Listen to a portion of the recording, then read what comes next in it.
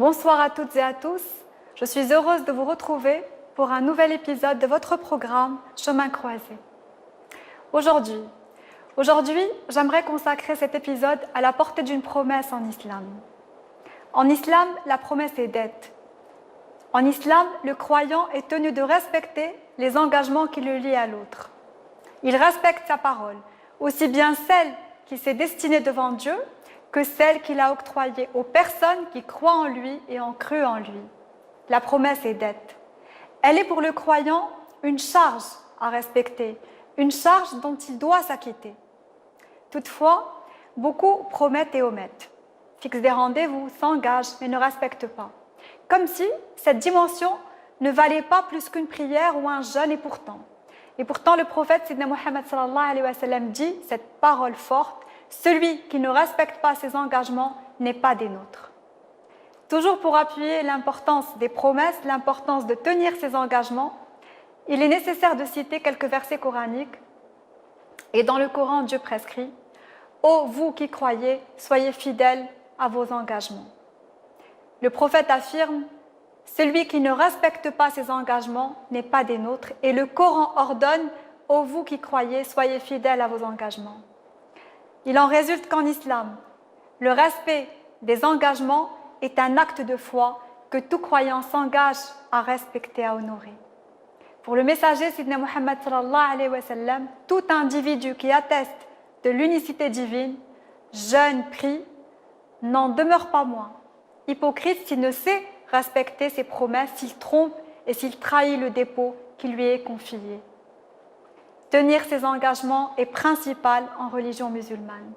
Respecter ses promesses, arriver à l'heure promise, régler ses dettes, couvre de respect celui qui honore ses engagements et honore celui qui a été promis, celui à qui la chose a été promise.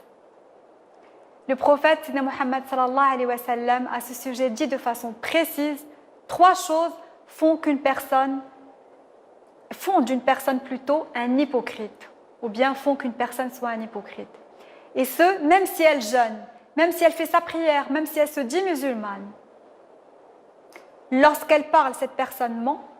Lorsqu'elle promet quelque chose, cette personne n'honore pas sa promesse. Et si on lui confie un dépôt, cette personne, elle le trahit.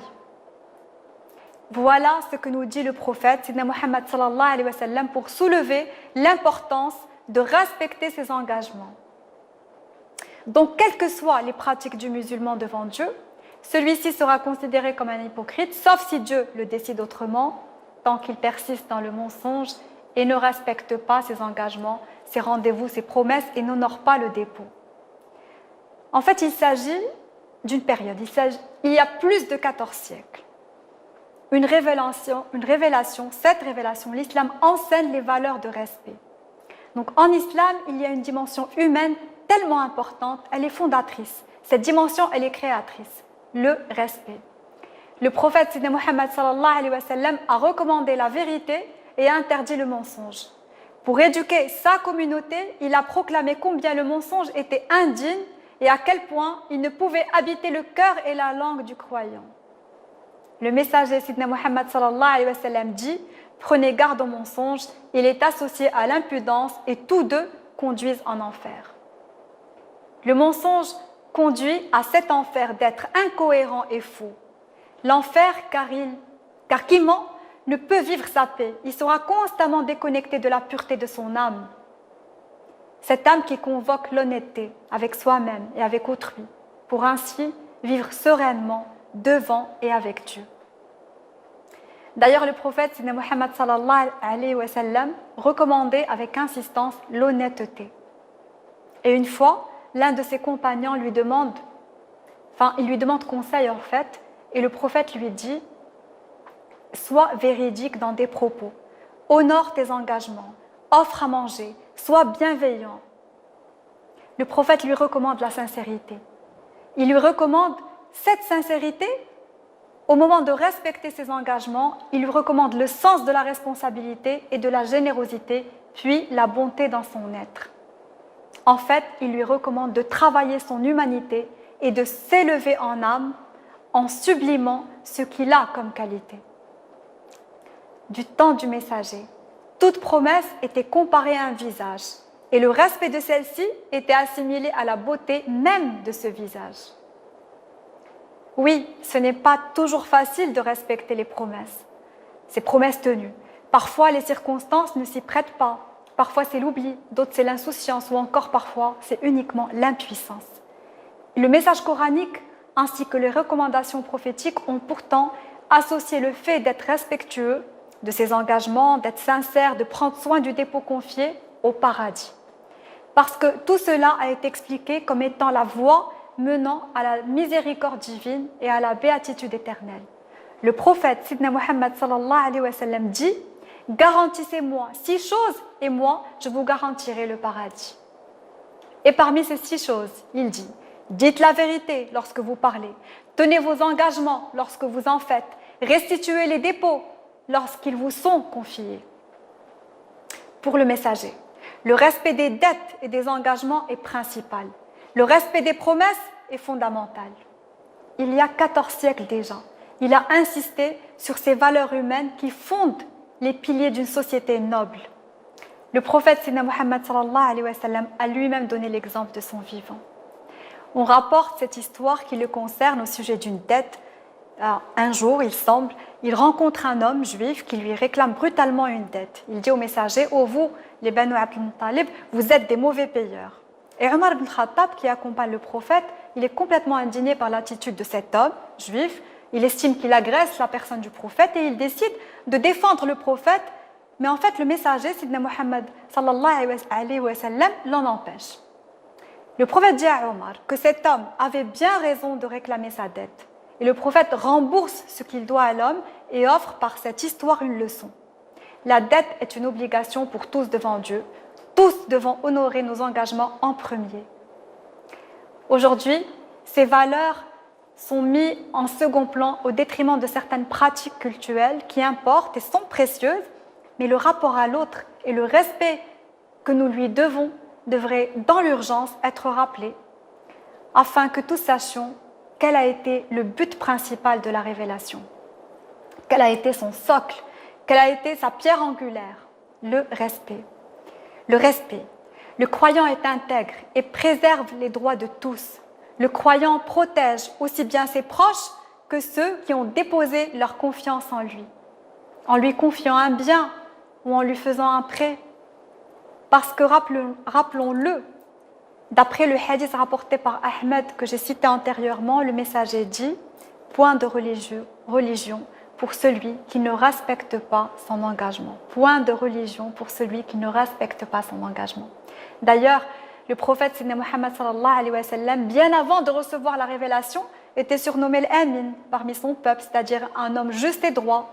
C'est dire l'importance de cette qualité en islam. Le prophète Moïse, était lui aussi un homme impartial et équitable. Les récits de sa vie en sont la preuve. Et la sourate 28, à ses versets 24 et 26, relate un peu son histoire. Il se comporte d'une manière exemplaire avec les filles de l'homme pieux de Médiane. Il traite toute la famille avec noblesse et respect. Et puis aussi le prophète Youssef, surnommé le véridique, il connaît l'importance de cette qualité, il la possède, il se porte candidat pour la gestion de l'Égypte. Et le verset 55 de la sourate 12 narre ces paroles, il dit « Confie-moi l'intendance des dépôts de ce pays, j'en serai le gardien compétent. » Ces hommes de foi, ces prophètes sont d'abord justes et d'abord intègres. Ils savent et nous saurons car d'après l'imam al-Bukhari, lorsque Dieu rassemblera au jour de la résurrection tous les hommes depuis la première jusqu'à la dernière génération, chaque traître verra dresser à ses côtés un étendard par lequel on le reconnaîtra et on dira alors « Voici sa trahison ». Voilà comment le prophète Sayyidina Muhammad sallallahu alayhi wa sallam, par ses hadiths, rappelle aux hommes la honte et le mépris de la trahison. Ces hommes et ces femmes qui trahissent le dépôt, la vérité et leurs paroles ne seront pas couverts. En fait, un étendard dressé à leur côté précisera leur déshonneur. Ce déshonneur, il faut l'éviter. Pour le prophète, Sayyidina Muhammad sallallahu alayhi wa sallam, il y a des principes et des limites. Et ils ne doivent pas être transgressés. Et l'une de ces limites est le respect total et absolu de ses engagements. Le message prophétique a, dès le début de la révélation, inviter les croyants à la bienveillance et au comportement respectueux. L'islam est profondément un message de pardon, d'amour, de respect, de paix. Et pour se rapprocher de Dieu, il est important de cheminer vers le meilleur des comportements, plus humain, plus vrai. Et à ce titre, un hadith prophétique enseigne que parmi les croyants, ceux qui ont la foi la plus belle sont ceux qui ont le plus noble comportement et la plus noble des conduites. Ils compatissent avec les démunis, ils les aident, ils sont doux envers les proches, ils sont généreux, ils traitent les gens très humainement. Le prophète Sidna Muhammad sallallahu alayhi wa sallam était bienveillant, compréhensif, sensible à tout. Il exprimait à travers son comportement les recommandations du Coran. Dieu nous disant dans son livre, vous devez user de bonté envers vos parents, envers vos proches, les orphelins, les pauvres, le voisin, le compagnon, l'étranger.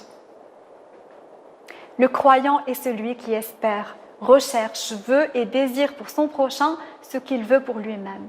Il compatit vis-à-vis de ses proches, il est prêt à se rendre utile, il sait que Dieu traite avec douceur ceux qui traitent les gens avec douceur et traite avec dureté ceux qui les traitent avec dureté. Le croyant, il est celui qui comprend la profondeur du message, retient sa langue, retient sa colère, il est humble dans ses propos, il ne blesse personne.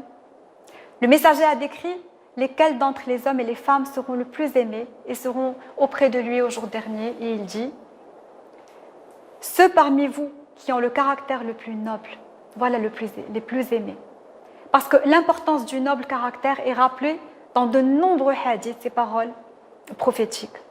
Par exemple, le prophète Sidna Muhammad sallallahu alayhi wa sallam nous raconte que Dieu révèle à Adam 4 choses contiennent tout ce qui est bon pour toi et ta descendance. Ce qui est pour moi, Dieu, c'est que tu ne m'associes personne. Ce qui est pour toi, ce sont tes actes pour lesquels tu seras béni. Ce qui est entre toi et moi, c'est que toi, tu sois conscient de l'importance de la prière. Et dans ma miséricorde, je te couvrirai et répondrai à tes prières.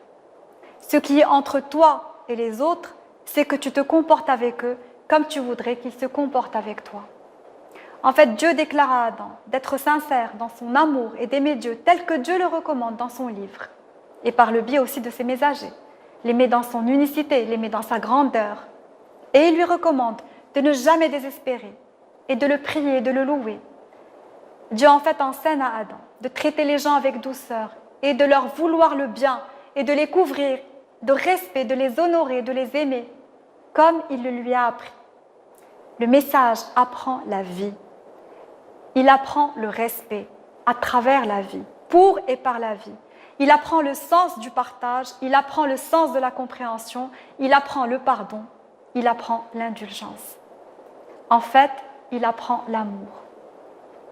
Outre le fait de ne rien associer au Très-Haut, de s'en remettre à Dieu, d'espérer et être toujours aimé de lui, ne jamais perdre espoir en sa miséricorde, parce que la noblesse d'un caractère élève le croyant à un degré grand auprès de Dieu.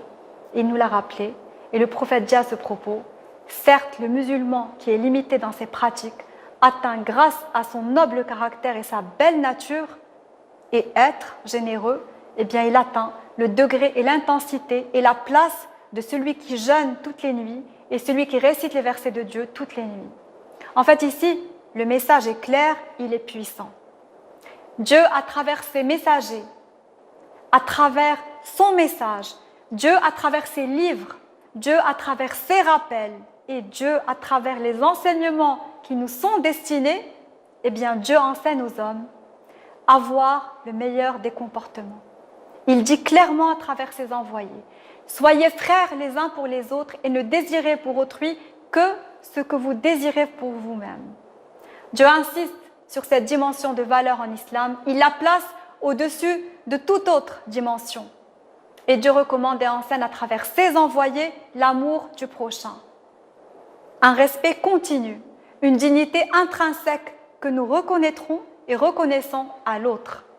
Dieu, sur le chemin de la lumière qui mène à lui, recommande d'illuminer nos proches par nos regards dignes et respectueux portés sur eux. C'est cela aussi la foi. Illuminer par notre présence cet autre et soi-même également, puis sur ces chemins de lumière, aimer le très doux. Voilà tout pour ce soir. Merci de nous avoir suivis. Merci d'être là avec nous. Et dans l'attente de vous retrouver très prochainement, restez avec nous pour la suite de nos émissions sur S7J. À très vite.